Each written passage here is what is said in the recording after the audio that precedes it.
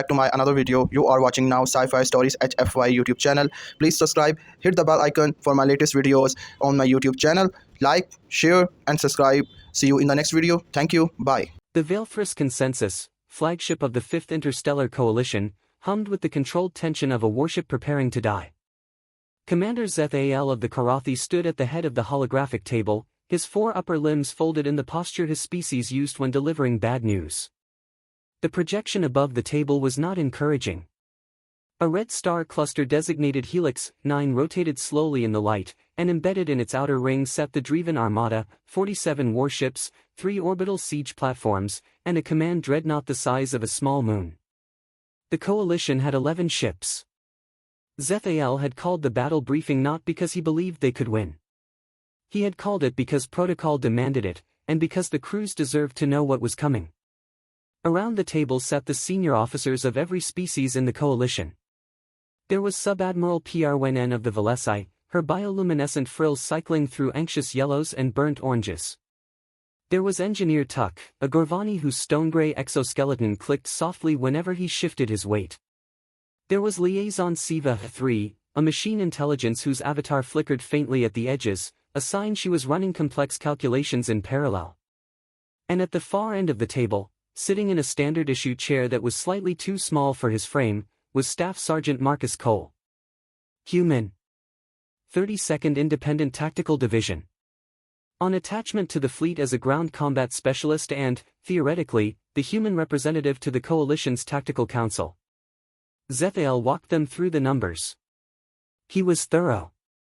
He outlined the Driven weapons ranges, their shielding harmonics, their known fleet formations. He explained why a direct engagement would result in approximately 94% fleet loss for the Coalition. He explained that orbital insertion was impossible while the siege platforms held position. He explained that retreat was being blocked by a Driven picket line that had quietly materialized behind them 18 hours ago. Several officers spoke. Pryn suggested a feint maneuver. Tuck proposed a shield-linking configuration that might buy an extra 4 minutes of survivability. Siva 3 ran scenarios at a rate too fast for biological minds to follow and announced, in her soft, careful voice, that every scenario she modeled above a 3% survival threshold required a variable she could not currently identify. It was thorough. It was professional. It was, by every military standard Zethal knew, a complete and honest accounting of their situation. Throughout all of it, Marcus Cole said nothing. He sat with his elbows on the table and his chin resting on his folded hands, eyes fixed on the holographic display. Not glazed, he was watching. Zethal caught him tracking the rotation of the Driven Command Dreadnought twice, and the positions of the siege platforms at least 3 times. But he did not speak. He did not react. When Pryn's frills flared in alarm at the casualty projections, Cole didn't blink. When Siva 3 announced the lack of viable scenarios, Cole's expression did not change. That silence was the first warning sign. They just didn't know it yet. The officers dispersed to their stations. Zethal lingered, reviewing figures he already knew. When he finally looked up, Cole was still at the table. "Sergeant," Zethal said. "The briefing has concluded." "I know." Cole hadn't moved. "Do you have questions?" "No." Zethal studied him. In his 30 years of coalition service, he had worked alongside humans exactly 4 times. Each encounter had been instructive in ways that defied easy categorization. Humans were not the strongest species in the coalition, nor the most intelligent by measurable metrics, nor the most technologically advanced. They were, by most clinical assessments, thoroughly average across almost every biological category. What they were, Zethal had come to understand, was strange in a way that averages could not capture. "You have a thought," Zethal said. It was not a question. Cole finally looked up. His eyes, brown, with that unnerving fixed quality humans had when they were concentrating, settled on Zethal with an expression the commander had no word for in Karathi. It wasn't confidence, exactly. It was something quieter than confidence. Something older. "The siege platforms," Cole said. "How long have they been stationary?" Approximately 61 hours. Same position the whole time. Within navigational tolerances, yes. Cole nodded slowly. And the dreadnought? It's been running the same orbital pattern for, he checked his datapad, 53 hours. That is correct. That's a long time to hold a pattern. Zethael felt something he couldn't name move through him. What are you suggesting? Cole stood up. He reached across the table and pulled the holographic controls toward him, a casual gesture that would have been rude from any other officer and somehow wasn't from him. He began adjusting the display, zooming in on the space between the siege platforms, pulling the timeline back, overlaying the historical positioning data. There, he said. Zethael looked. For a moment he saw nothing. Then he saw it. A gap. Not a large gap. In absolute terms, barely significant. But the siege platforms, in holding their position for 61 hours, had created a corridor, narrow, navigable only at extreme speed, almost certainly covered by point defense systems, that ran directly toward the dreadnought's aft section, specifically its drive manifold cluster. That corridor, Zethael said carefully, is covered by 17 point defense batteries. 19, Cole corrected. But 3 of them have a shared targeting arc. If you enter that corridor at the right vector, you can make 2 of them cancel each other out. They'll both lock and neither will fire, mutual interference. You're down to 16. And if you go in fast enough, he pulled up a speed calculation, the response time on the remaining batteries drops by 40%. They're calibrated for standard attack vectors. Zethael stared at the numbers. This would require a single ship. Moving at. Yeah. Cole said it simply, as though the speed required, nearly 0.4% of light, inside a defended corridor, with 19-point defense batteries, was a minor logistical detail. The ship would almost certainly be destroyed. Probably, Cole agreed. Unless the drive manifold goes up before the point defense can reacquire. If the dreadnought's drive manifold detonates, it'll take the siege platforms with it. Blast radius at this range will hit both of them. He paused. Then you've got a window. Maybe 4 minutes before their fleet reorders. 11 ships against a disorganized fleet that just lost its command structure and its siege capability, he shrugged. Siva 3 said she needed a variable she couldn't identify. There it is. The room was very quiet. They brought it to the full council. Siva 3 ran the numbers in 0.3 seconds and her avatar went very still, which was, for a machine intelligence, the equivalent of a sharp intake of breath. Survival probability for the fleet rises to 61%, she said. If the drive manifold detonation occurs within the projected window. And for the ship that runs the corridor? Perwenen asked. Her frills had gone pale. 4.3%. Nobody spoke for a moment. Then Cole said, I'll need a fast ship. Preferably something with an EM-hardened hull and manual override on the navigation systems. The automated NAV will refuse the approach vector. He paused. Also, whoever's flying needs to be comfortable with manual targeting for the point defense countermeasure. It's not a hard shot, but it needs to happen at about 2,000 kilometers out. You're describing yourself, Zethael said. I'm describing a pilot, Cole said. I'm just noting what they'll need to be comfortable with. You planned to volunteer before you came to the table. Cole was quiet for a moment. I was quiet in the briefing, he said, because I was looking for another way. I didn't find one. There it was. The whole of it, in those 2 sentences. He had been silent not from indifference but from a private and determined search for any solution that didn't require what he was now proposing. He had gone through the entire briefing, every statistic, every projection, running calculations behind still eyes and a still face, hoping to find a door, and when he hadn't found one, he had simply accepted the door that existed. Zethael looked at the human across the table. Thoroughly average, by the metrics. Brown eyes. A chair slightly too small for him. You will take the Aren Kaith, Zethael said. She is our fastest. Her hull is EM hardened. I will note for the record that the Coalition has not asked this of you. I know, Cole said. That's kind of the point. Pirwayanen's frills deepened to a shade of violet Zethal associated with reverence in Velesi culture. Even Tuck, whose people expressed almost nothing through physical posture, had gone very still in a way that communicated something. Siva 3's avatar had stopped flickering entirely, as though all her parallel processes had paused to observe the moment. Cole noticed none of it. He was already pulling up the Aren Kaith's schematics on his datapad, studying her engine configuration, calculating something with his lips pressed into a thin, focused line. I'll need 4 hours to prep, he said. And someone who knows Gorvani EM systems to help me recalibrate the pulse emitter. Tuck's exoskeleton clicked. I will assist, he said. His voice carried something unusual in it, an overtone that Zethal, in all his years of working with Gorvani, had never quite heard before. Cole looked up. Nodded once. Appreciated. The Aren Kaith launched at 0340 ship time, running silent and dark. The Coalition fleet held position, weapons cold, broadcasting nothing.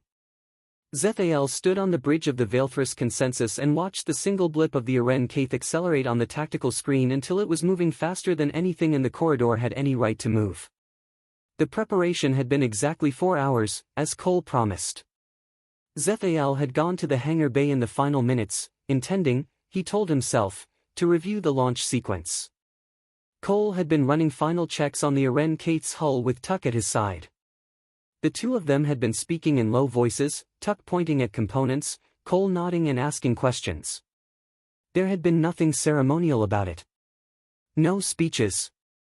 No farewell. Cole had looked up when Zethal approached. Sir. Sergeant. Zethal had stood there for a moment with nothing adequate to say. In Karathi culture, there existed elaborate ritual language for moments like this, formal acknowledgments of sacrifice, carefully composed phrases passed down through generations to honor those walking toward death. He knew all of them. He found he could not use any of them. If it works, Cole said, reading something in Zethal's silence, your window is approximately 4 minutes and 12 seconds from detonation. Don't wait for confirmation. Go at the flash. We will. Cole had climbed into the Aren Kaith without looking back. Now Zethal watched the blip accelerate on the screen. The Dreven point defense systems lit up like a constellation as soon as the Aren Kaith crossed into the corridor's approach threshold. 19 targeting locks registered simultaneously on the tactical display. The bridge crew went rigid. Someone behind Zethal made a sound that he felt rather than heard. The Aren Kaith did not deviate. She came in at the precise angle Cole had calculated, not head-on, but at a vector that the Dreven targeting systems had not seen in the 53 hours they'd been running their patterns.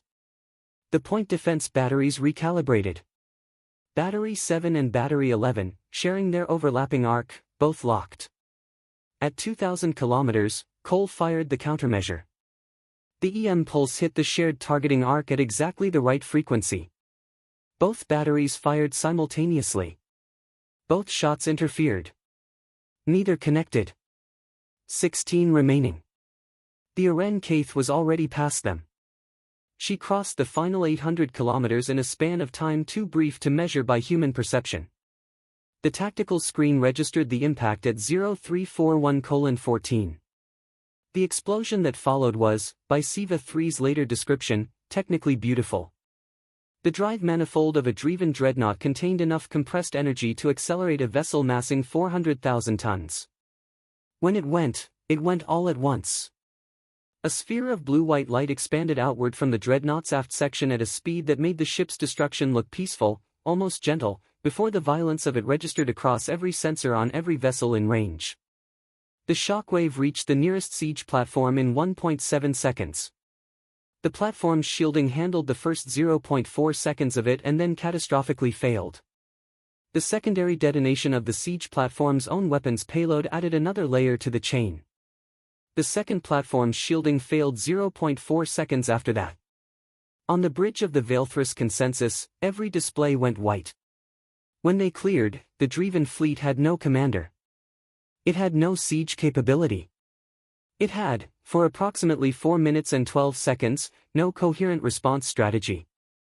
The destruction of the dreadnought had severed the command communications network that all 47 remaining Dreven warships depended on for coordinated action. They were 47 separate vessels, each waiting for orders that were not coming. "Go at the flash," Cole had said. Zethael gave the order. The battle lasted 3 minutes and 58 seconds. It was, by every tactical metric available, not a battle at all. It was a controlled demolition. When it was over, Zethael stood on the bridge and looked at what remained of the Dreven presence at Helix 9, which was primarily debris and the beginning of a distress signal that no one in this sector would answer for several hours. Siva 3 spoke first. "Survival pods detected in the corridor zone," she said. "One confirmed human life sign." Zethael closed his eyes for a moment. Then he opened them. "Dispatch recovery immediately." They found Staff Sergeant Marcus Cole at 0412:33, in a survival pod that had ejected from the Aren Kaith at 0341:09, 5 seconds before impact. The pod had taken significant shockwave damage and the NAV system was destroyed, which explained why Cole hadn't been able to guide it toward the fleet. He was unconscious when they pulled him out. He had 2 broken ribs from the ejection force and a mild concussion from the shockwave. Zethael was in the medical bay when Cole woke up. The human's eyes opened and immediately went to Zethael's face with that same fixed, assessing quality they always had. It took him roughly 3 seconds to process his surroundings. Then, "Did it work?" Zethael looked at him for a long moment. "Yes," he said. "It worked." Cole's eyes closed again. Some of the tension went out of his face. "Good," he said. His voice was rough, quieter than usual, and he said nothing else for some time. The official Coalition After-Action report, filed 6 days later, describes the engagement at Helix 9 as a decisive tactical victory achieved through unconventional vector assault, enabled by real-time analysis of enemy positioning patterns. It is a thorough report. Accurate in all its details.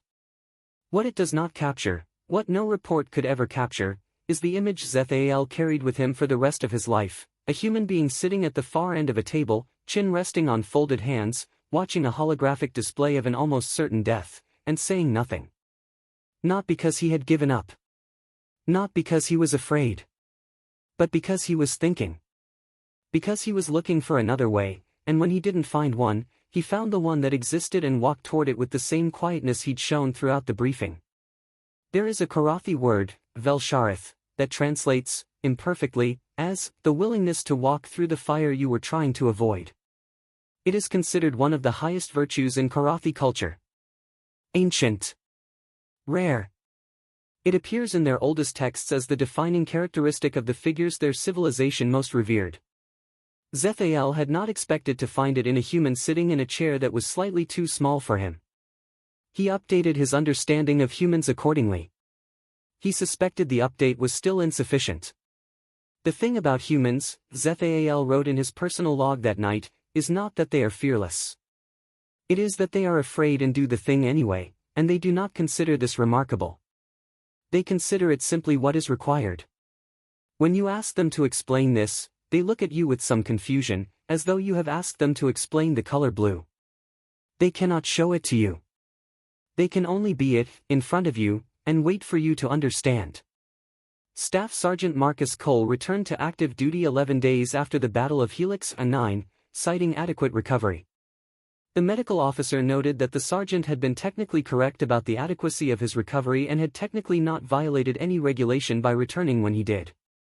The medical officer also noted, in a separate personal communication to Zethael, that she had never encountered a patient who appeared less interested in rest.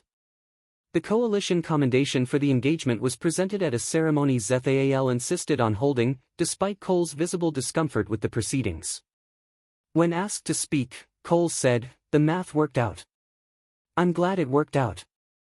That was all. It always does, with humans.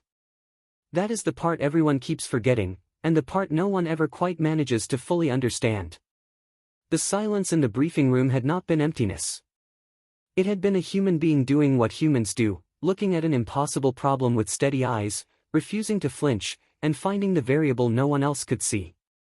Next time, Zethael decided, he would pay closer attention to the quiet ones from the very beginning.